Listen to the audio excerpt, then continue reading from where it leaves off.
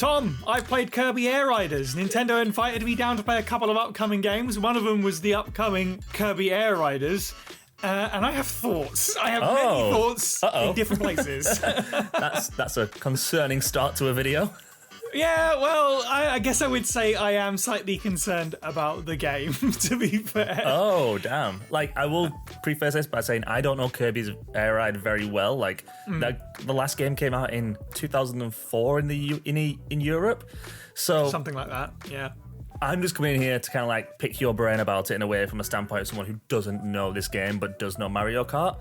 And I kind of want to get that comparison and see what you think about this.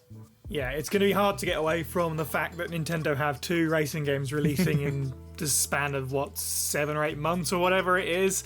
The first year of a new console. I've got good things to say, certainly, Nice. But my big takeaway is I just cannot stop asking myself, who is this for? The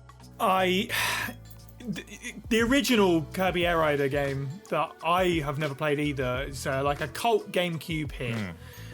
And it seems strange to make a sequel to that, and it's hard not to think, is this Nintendo being like, look, Sakurai, if you make Smash Brothers Ultimate, we'll let you do whatever you want afterwards. This is the niche sequel to a niche game, and from what I can tell from looking at the original game, it really is just a new kind of modern version of that. They've added some bells and whistles and some big explosions and stuff. But if you're a fan of the original, you'll probably be happy with this. I was going to say it's like Disney, it's like the Nintendo version of making Tron Ares. But but no one liked Tron Ares, and Jared Leto's in that film, and Jared Leto is not in Kirby Air Riders.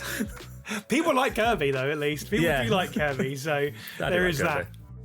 I was apprehensive about going into this a little bit, but I think some of my concerns were immediately put to bed by, we got to do some tutorials, obviously, to understand the controls, because the controls are a little bit strange, because it's like a 2-button system, and most of it is 1 button. And unlike other racing games, it's almost like an auto runner. There's no accelerate. And you're dissuaded from pushing up and down on the stick to move as well, because that sort of tilts your machine. So the sort of 2 big elements are trying to stay level, especially when you do jumps and stuff. It gives you the bigger boost if you land perfectly flat. And the big thing is like boosting and drifting out of boosts. So you kind of turn into a corner, push down the boost button to kind of stop for a moment and build up that boost and then ping off. And it really feels like when you pull the lever down on a pinball machine and then hit the ball and it goes flying, in a good way. A good way. It's not uncontrollable or anything like that, but that actually feels really good. And I was like, oh, okay, this is cool.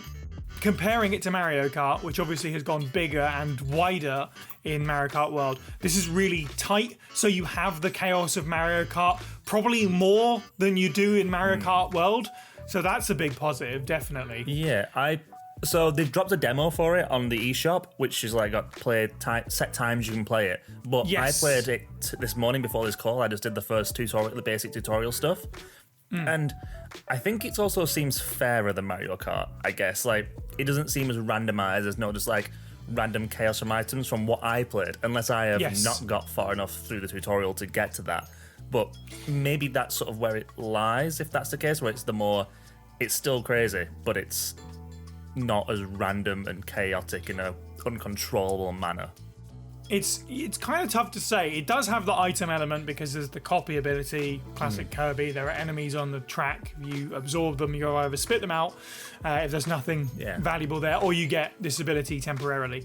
The problem is it has the same kart racing problem that most of these games do, and we did only play at the Nintendo event a few solo races against CPUs. So this might be a difficulty thing. This might be playing with computer player thing. But once you're out ahead in front of everyone, then you're just kind of waiting for it to be over. The first lap or half a lap, depending on the track, because not all tracks are the same number of laps. One of the tracks we played was just a single kind of loop, and that's it, because it was really long.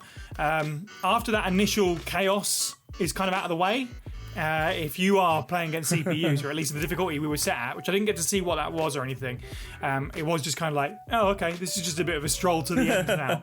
I was going to ask what their difficulties. Is it like a 50cc, 100cc, 150? I would imagine situation? So. Yeah, if that difficulty is balanced well and playing online with various people, if you can sustain that chaos, I can see it being enjoyable if that's what you're in for. The tracks have some really impressive like spectacle to them. We played this sort of beachside one where you're surrounded by water. You're like literally riding through the waves. It's all around you. There is a lot going on to the point where it's kind of overwhelming at first, and you don't like. There's that to worry about, and everyone around you, and the abilities are firing off. It's a lot of chaos, but it is enjoyable when you kind of get your head around it. Yeah. As long as they can kind of maintain that, it might land. Okay.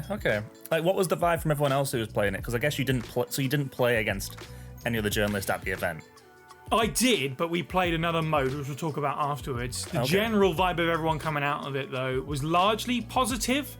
But I think everyone came up being like, there were moments where I just didn't know what was going on, and I couldn't. It's particularly in City Trial mode, which was the other mode we played. That was my prevailing thought, which I might have either. Do you ever accidentally say something out loud quietly? I have no idea if the Nintendo folks heard me going, "What the hell is happening?" several times. I mean, it seems like a game that's built for some sort of chaos. I'm sure they don't mind that. Yeah, there are games that like Bullet Hell and things like that where you start off thinking, this is chaotic, I don't get it. But by the time you've played it enough, you're like, oh, this makes perfect sense. So it could be one of those situations where, what the hell is this turns into? I am locked in. I know. Yes. Yeah, and I think there is probably something to that because this is a Sakurai game. So, of course, it's everything in the kitchen sink approach. And there's a lot going on straight away. And like Smash Brothers, I wonder if that will turn into there being a diehard fan base that figures out, all the best abilities, all the best kind of combinations of races and machines and that kind of thing. I don't know if it's going to be quite as deep as something like a Smash Brothers, or if it even needs to be. But I will say on the sort of satisfaction of playing it side of things, yeah, the Sakurai flavor comes through. It's big, it's bright. The sound effects are all very. It sounds and feels like a Smash Brothers game, which is very much what they're going for. So if you got on board with how good it feels to play Smash, that's kind of in here as well, which is nice. That translates across to another genre, definitely. City Trial mode, though, which is the one where you're on an open sort of area map.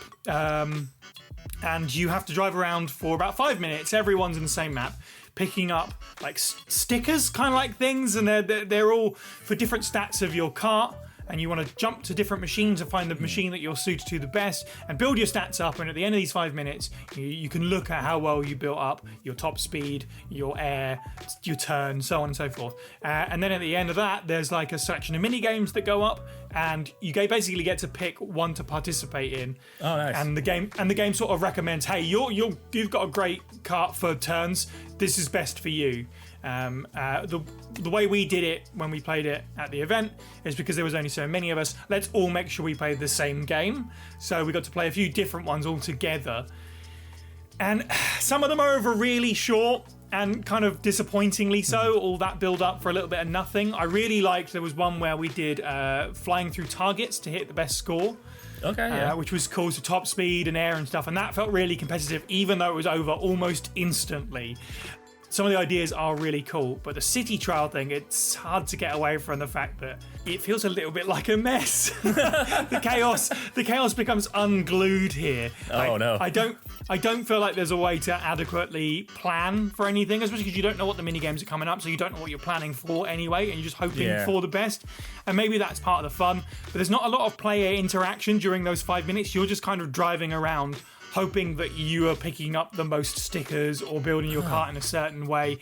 I found myself repeatedly going from being really slow and just troublingly slow. I'm like, is everyone else flying around doing really well? And I feel like I'm dragging my feet here.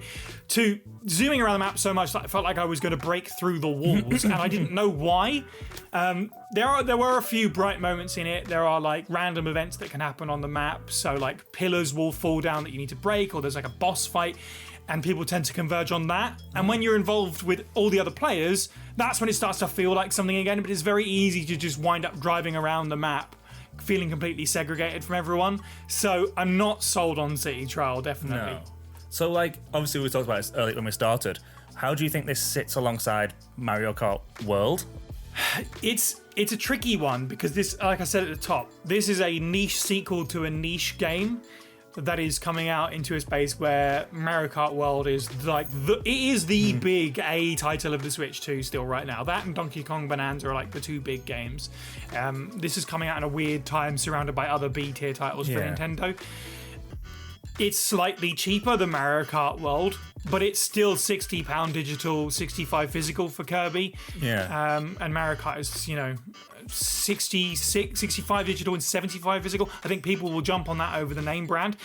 This might be a better game based on the sheer amount that's going to be in this. Clearly, we can tell that from the direct and the experience. But I think it's going to struggle, and I think it coming so early in the generation is a strange choice, because we're kind of waiting on the big hitters, and instead we have Kirby Racing spin-off, Hyrule Warriors 3, and I'm not necessarily knocking the games, but as an overall choice of releasing, a bunch of minor titles at Christmas, they're going to be fighting for space and going to be fighting for that wallet as well. And they'll be fighting against themselves in a way, especially the Kirby against Mario Kart situation. Absolutely. I do feel like the Mario Kart World, as much as it is loved, people have a lot of criticisms with that game for not kind of just being map, because the whole World Tour situation where you multiplayer games, you just don't have a choice and you have to do like the whole journey there and then only one lap. This maybe fills that void of, hey, you can just race. There's no middle ground between things. It's just pure racing, which a lot of people really want from Mario Kart, and they're just currently not getting it. Yes, and the racing part, the actual racing section, is definitely the best bit that I played, and I hope they put some emphasis on that in the rest of the marketing. I know the game is out in like 2 weeks, and hopefully the global test ride that's going on now does leave an impression. Because, Mario Kart World is a weird one, because the news came out recently that it's got a 92% attachment rate for people who bought the Switch 2, also picked up Mario Kart, but I don't think anyone's playing it at this point. Everybody bought it, went, okay, that's that, and moved on. Whereas this game, it's stuffed with content. So on that front, it's probably the worthier package. Yes. But it's going to struggle if they don't market it correctly. Yeah. And I don't know where the hype level for this thing is. Outside of big Kirby fans and people who remember City Trial from the GameCube era, they're excited to see it potentially return exactly as it was, from what I can understand. Yeah, there's definitely some like Sakurai fans who will be so into this. Other than that, and like the normal general, the rest of us are all going to be going, where's the next Smash Brothers? Exactly, yeah. So I guess to wrap this up, final thoughts on Kirby Air Riders. Kirby Air Riders is, I predict this game is going to divide people. The people that love it are going to absolutely love it, but that is probably going to be a small portion. And like Mario Kart World, despite this being quite a hefty package, presumably, I don't think many people will be talking about this several months from now, unfortunately, either. So that's what we think so far about Kirby Air Riders. Let us know down in the comments below how you're feeling about it and if you're hyped for it. More hands-on impressions to come, so stay locked on the channel. And right now there's a video on screen for something else that you might enjoy from us as well. Thank you for watching and have a good week.